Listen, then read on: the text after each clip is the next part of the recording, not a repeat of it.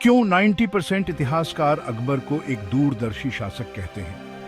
अकबर का शासनकाल न केवल मुगल साम्राज्य के लिए बल्कि पूरे भारतीय उपमहाद्वीप के लिए एक महत्वपूर्ण युग था।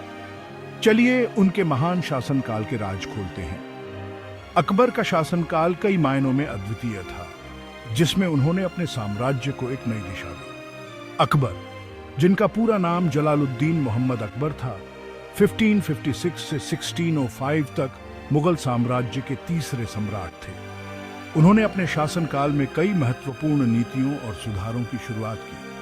अपनी बड़ी उपलब्धियों के लिए जाने जाने वाले अकबर ने अपने साम्राज्य का विस्तार किया और कई नए रिफॉर्म्स की शुरुआत की। उन्होंने अपने साम्राज्य को उत्तर से दक्षिण और पूर्व से पश्चिम तक फैलाया। अकबर के सबसे बड़े योगदानों में से एक था धर्मनिरपेक्षता और धार्मिक टॉलरेंस को बढ़ावा देना। उन्होंने विभिन्न धर्मों के लोगों को एक साथ लाने का प्रयास किया। उन्होंने दीन ए इलाही यानी ईश्वर का धर्म बनाया, जिसमें अलग अलग धर्मों को मिलाया गया था। यह एक अनूठा प्रयास था जो धार्मिक एकता को बढ़ावा देने के लिए किया गया था। इससे उनकी प्रजा में एकता आई।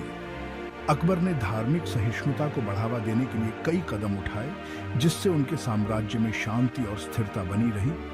अकबर के प्रशासनिक रिफॉर्म्स भी क्रांतिकारी थे। उन्होंने अपने प्रशासन को अधिक कुशल और प्रभावी बनाने के लिए कई सुधार किए। उन्होंने जमीन और रेवेन्यू सिस्टम्स को बेहतर बनाया, मिलिट्री को मजबूत किया और एक कुशल ब्यूरोक्रेसी बनाई। उनके सुधारों ने मुगल साम्राज्य को एक मजबूत और स्थायी आधार प्रदान किया। अकबर ने अपनी सेना को भी पुनर्गठित किया और उसे अधिक प्रभावी बनाया।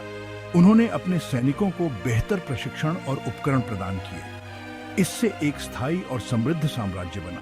अकबर के शासनकाल में व्यापार और वाणिज्य भी फला फूला, जिससे उनके साम्राज्य की आर्थिक स्थिति मजबूत हुई। अकबर को कला से भी बहुत प्यार था। उन्होंने अपने दरबार में कई कलाकारों और संगीतकारों को संरक्षण दिया।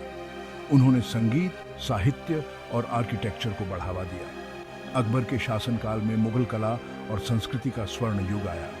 फतेहपुर सीकरी जैसी मास्टरपीसेस और आगरा की खूबसूरत इमारतें उनके समय में ही बनी। इन इमारतों ने मुगल वास्तुकला को एक नई ऊंचाई पर पहुंचाया।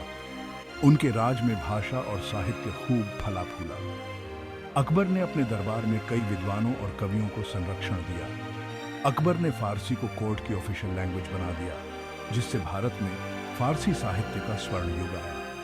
फारसी भाषा और साहित्य ने मुगल दरबार में एक महत्वपूर्ण स्थान प्राप्त किया। फारसी साहित्य के विकास ने भारतीय साहित्य को भी समृद्ध किया। अकबर के दरबार में कई महत्वपूर्ण साहित्यिक कृतियां लिखी गईं। उनकी निजी जिंदगी भी उनकी डिप्लोमेटिक सोच को दिखाती है। अकबर ने अपने राजनीतिक और सामाजिक संबंधों को मजबूत करने के लिए कई शादियां की। उन्होंने कई शादियां की, जिनमें राजपूत राजकुमारी जोधाबाई से शादी भी शामिल थी।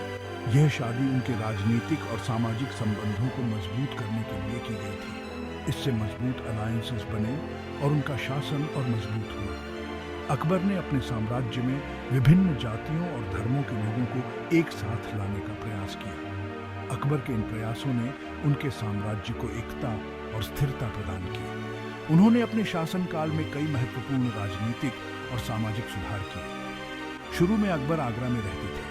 बाद में उन्होंने फतेहपुर सीकरी को अपनी राजधानी बनाया। फतेहपुर सीकरी एक सुंदर और योजनाबद्ध शहर था, लेकिन पानी की कमी के कारण उन्हें वापस आगरा और लाहौर जाना पड़ा। फतेहपुर सीकरी की वास्तुकला और योजना आज भी अद्वितीय मानी जाती है। अकबर की विरासत एकता, नई सोच और सांस्कृतिक समृद्धि की है। उन्होंने अपने शासनकाल में कई महत्वपूर्ण नीतियों और सुधारों की शुरुआत की। अकबर की विरासत आज भी जीवित है। उनके द्वारा बनाए गए स्मारक और सांस्कृतिक धरोहरें आज भी उनकी महानता की गवाही देती हैं। उनकी कहानी दूरदर्शी लीडरशिप की ताकत का सबूत है। अकबर ने अपने शासनकाल में कई महत्वपूर्ण नीतियों और सुधारों की शुरुआत की। तो आपको अकबर महान के बारे में क्या लगता है? उनके शासनकाल के बारे में आपके क्या विचार हैं? अपने थॉट्स कमेंट्स में जरूर बताएं। अकबर की कहानी हमें यह सिखाती है कि एक दूरदर्शी नेता कैसे अपने साम्राज्य को एक नई दिशा दे सकता है।